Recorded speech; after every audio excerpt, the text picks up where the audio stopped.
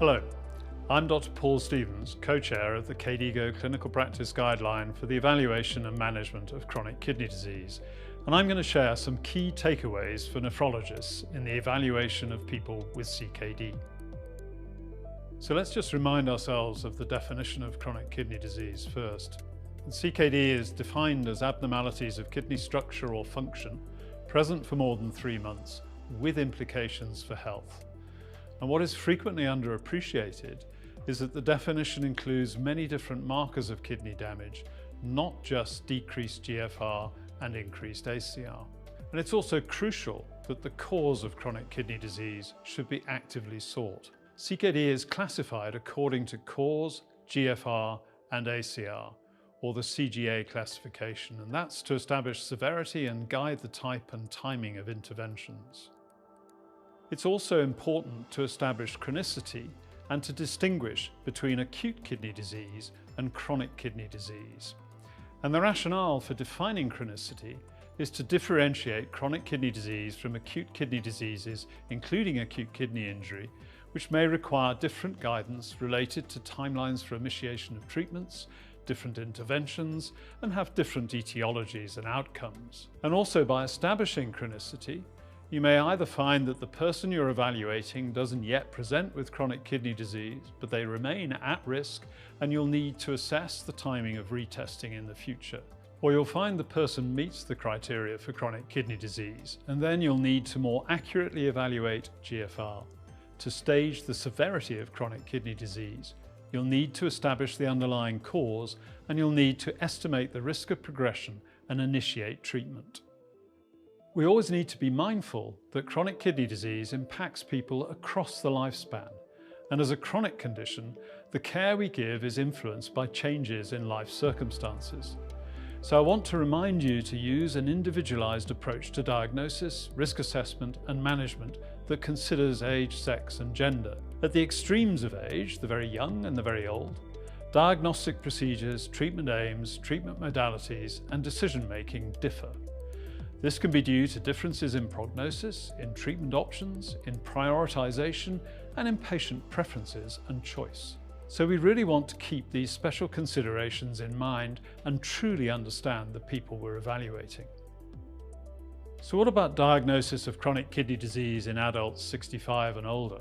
We know that there's an age-related decline in GFR of around 0.6 to 0.8 mils per minute per year, depending on which study you look at. But age-related changes in structure and function are more than just the GFR number, and they increase susceptibility to significant events. And it's therefore no surprise that epidemiological population data support retaining the threshold GFR of 60 mils per minute for diagnosis of CKD.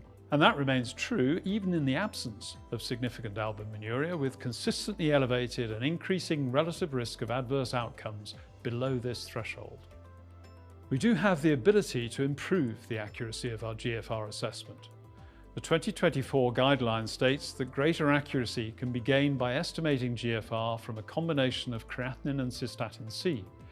That not only improves the accuracy of the estimate, but critically also strengthens risk relationships and mitigates the influence of non-GFR determinants of these biomarkers. We also make the point that GFR should be measured where more accurate ascertainment of GFR will impact treatment decisions. We want accurate and reliable evaluations, so we have to understand the variability of GFR and urinary albumin and the value and limitations of the methodology of assessment when determining whether a change is a true change. Do you as nephrologists know what assays your laboratory uses for serum creatinine and urine albumin and what the analytical variation is? Does your laboratory implement the requisite laboratory standards of care?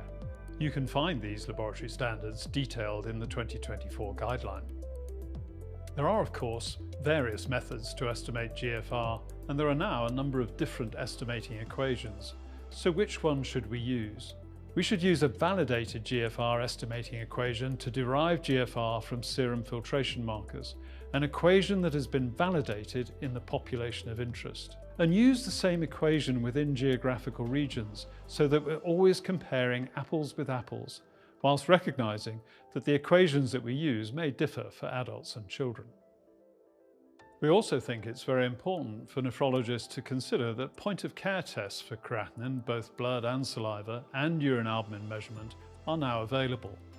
And these point-of-care tests, if adequately quality assured, are accurate enough to facilitate the clinical pathway where access to a laboratory is either limited or non-existent.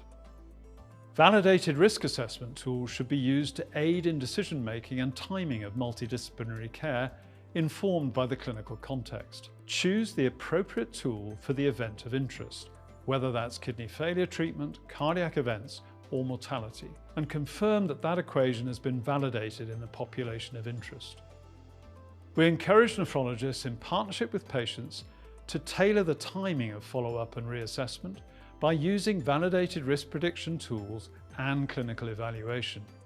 And this approach, together with patient and carer education, may inform better selection of targets of care, and this will in turn better support people and families living with chronic kidney disease. This approach is part of longitudinal care. And that concludes our top 10 takeaways. Thank you for watching, and on behalf of everyone involved in creating this guideline, I want to say that we're all very proud of the work that we've done, and we hope it will meaningfully support both clinicians and the people we care for around the world. The full clinical practice guideline can be accessed online at www.kdigo.org.